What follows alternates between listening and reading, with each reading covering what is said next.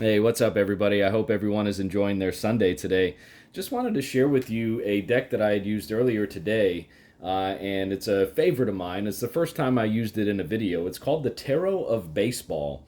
What I did here is I laid out some cards, a few major arcana cards, and then also a few of the court cards and their corresponding suits in the Tarot of Baseball deck. I wanted to kind of show you how they made this deck. It's very creative. For those of you who know me, you know that I work in baseball too. So to me, this Tarot of Baseball deck, it's truly one of my personal favorites. And tarot and baseball as a whole, believe it or not, there's a lot of correlations. There's a lot of similarities. A lot of life lessons involved, not only in the tarot but in the game of baseball too. And the creators of this deck just did such a phenomenal job of kind of tying everything all together and the vibes of certain situations within the game of baseball and how they correspond with those life lessons and with the lessons that the tarot has to show us and teach us as well, and the corresponding energies and just a whole lot of just really beautiful synchronicities and artwork and everything. So let's dive right into it here. I want to start with the Tower card.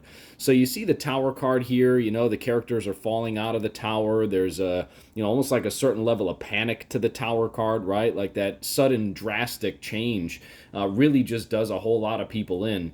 And the Tower card in the Tarot of Baseball deck, you see it is the falling outfielder, right? So if you're a fan of baseball, if you know the game of baseball, and you're seeing a ball that's hit like way deep out to left center field there, right? And you think the fielder has a chance to catch the ball, and then the next thing you know, he's running into the wall and he's collapsing underneath his own legs, right? And he's falling right to the ground. Again, like a very similar energy, right? Like a sudden drastic change, a change within the game that can truly have a lasting impact on the outcome of the game, right? Really changing the course, really changing the direction of the game, right? The game of life, the game of baseball. So just a beautiful way that they kind of made a play on the Tower card, with the lightning, with the people falling, the fielder falling, others looking on like, oh, wow, look at that. Like, how did that happen? Just a very, very awesome artwork there. And the way that they kind of made the two synchronize together, just very, very lovely. The Strength card in the regular tarot has the woman holding on to the mouth of the lion and just really taming the lion with her own understanding and inner strength and knowing, right? And the Strength card in the Tarot of Baseball deck, you see the pinch hitter, right? And when we think about the game of baseball, if you're going to send somebody up to the plate and you're down a run or the game is tied and it's late in the game, the seventh, eighth, ninth inning, even maybe, that pinch hitter has to have a certain level of strength, of courage to be able to step up to the plate ice cold, not having, seen a pitch all game. And now he's got to face likely a closer or a setup pitcher who's throwing 100 miles an hour. And he's got to really kind of lock in and, take things from a really different perspective. The pinch hitter is someone who has to have a certain, amount of headstrong type of, energy to him, right? And it's no different than in the real tarot, in the regular tarot with the Strength card there. Again, just embodying that headstrong feeling, that headstrong energy, right? Just a very, very beautiful pair here as well. We'll look to the next one that I have in the Major Arcana, which is the Sun. And in the Tarot of Baseball deck, we see the Sun as the natural, right? And the Sun in the regular tarot, of course, is the Sun, and the Sun is natural. So that's another lovely little play there with the way that they set this up. But the Sun in the Tarot of Baseball, you see the natural there, right? Like there's certain players who enter into the sport of baseball who you just look at them and you're like, oh yeah, that person knows exactly what they're doing. They just get it. They just kind of like with this very natural flow, right? This very natural energy just kind of flow into the game. Their skill set drops perfectly into the game at any position, with any type of, it could be any skill set really, but, positionally, I mean, but there's a certain, it's kind of hard to put your words to, but there's like a certain thing that if you've been around the game of baseball for so long, that when you look at a player and you look at someone who, is showcasing their talent and you look at him and they're like, oh yeah, like that player is a natural, like he just has the it factor, right? And so I love how they kind of correspond the sun and the sun in the baseball tarot of baseball deck, and the phrase the natural, because it's just such, like, look at nature here in the sun card in the regular tarot, right? Those beautiful blooming sunflowers, the beautiful just rays coming through with the sun, right? And so again, the natural has that brightness to him. He brings that brightness to the field and to the future of any team that he might be a part of. The suit of caps in the Tarot of Baseball deck is associated with the Page of Pentacles, or the suit of Pentacles, I should say.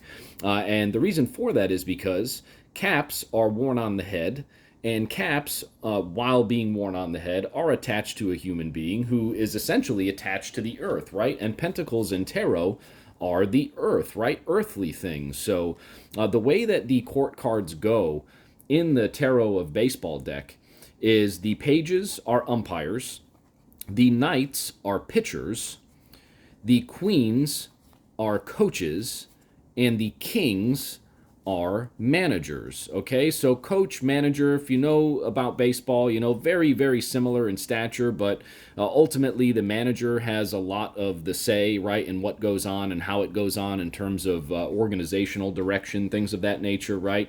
And then the lower court cards, the page and the knight, the umpire, right, like he has a big effect on the direction of things.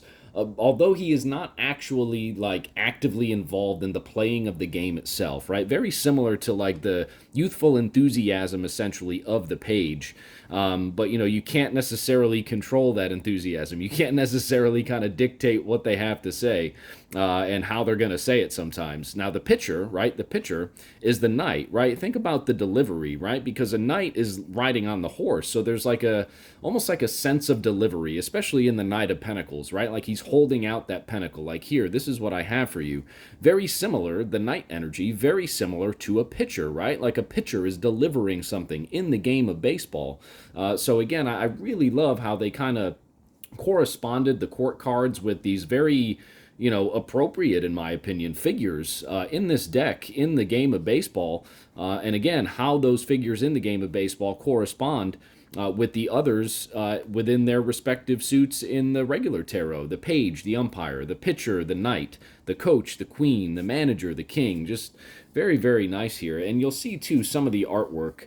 And I'm not sure if it's this suit. I mean, most of the time there's, just very, very, like, the energies coming off of the baseball deck, very, very similar to that of the regular tarot. And I'm definitely going to find an example of that for you. So here's a good one. Coach of balls, right? Balls are swords, right? Because balls in the game of baseball, they're in the air all the time, right? They're either being thrown by someone or they're being hit by someone. Sure, they're on the ground for a certain period of time too, but even on a ground ball, like, that ball is only on the ground for a split second as opposed to several split seconds when it bounces up and continues on its trajectory on the ground, right? Unless it's just what we call a worm burner in the game of baseball, where it's just, flat on the ground rolling very quickly. But coach of balls, right? Good example. Queen of swords representing like independence and independent thought, someone who can think for themselves, right? And look at what they did with the coach of balls. They made him a smarty pants, right? They put glasses on him, and they kind of depicted him as like teaching a lesson, right? Again, tarot is genderless, so it doesn't matter whether this coach is a male or a female. The tarot is just genderless. So, but again, the point here is coach of balls. They made him a smarty pants, right? An independent thinker, someone who can think for himself. Very similar to the energy of the Queen of Swords, right? Just so similar. Umpire of balls, pitcher of balls, right? Again, and you see the energy too here, like with the sky, right? The pitcher of balls, clear blue sky. Knight of swords, clear blue sky, with the exception of the few clouds there. All of the swords energies just having that very, very, very nice blue sky here. So, and we see some blue there in the umpire of balls card as well. The umpire of gloves, and gloves are cups, right? Because similar to cups, we can put things in cups, and in the game of baseball, you put the ball in your gloves. So the gloves in the Tarot of Baseball deck are the cups, the suit of cups. Umpire of gloves, pitcher of gloves, coach of gloves, manager of gloves. I really like the coach of gloves in this one, right? Kind of like a proposal type energy, right? And you also see the water in the background, right? Like you see the water all over the field. I got news for you. If there's puddles that big on a baseball field, ain't nobody playing baseball on a field like that. That's for sure. But again, the Queen of Cups, right? Look at the Queen of Cups. You see the water at her feet, right? Very, very similar to the energy here in the coach of gloves. The water at his feet, at their feet. She's kind of looking down at her cup. The coach is down on the ground, right? Just a very, very similar energy here. Again, I'm speaking from the perspective of having been involved with the game of baseball for a very long time now. So I love the corresponding energies and depictions and kind of play on the suits and everything. And I have gotten very clear readings from this deck too. So it's one of my favorite. It's one of my personal favorite. I would love to hear your guys' comments on this too, whether you're a baseball fan or not, what you think about the deck, what you think about the corresponding cards and the suits and how they depict the energies and the photos and how they're similar a lot of the times too. I'll get one more for you before I turn the video off here. One of the other ones that really, really stands out to me in terms of like energy and in terms of their depiction and what they do and the little plays that they do is the Four of Swords, and I'm going to show you why. Again, very, very like similar illustrations, very, very similar energies, okay? Now, the Four of Swords, right? There's a meditation going on here, right? There's some introspection. There's sleeping on something. There's praying to a degree, right? Like, really kind of like diving deep inside yourself, trying to figure some stuff out, right? Very similar to the Four of Balls. Remember, balls, air, right? Balls are usually in the air.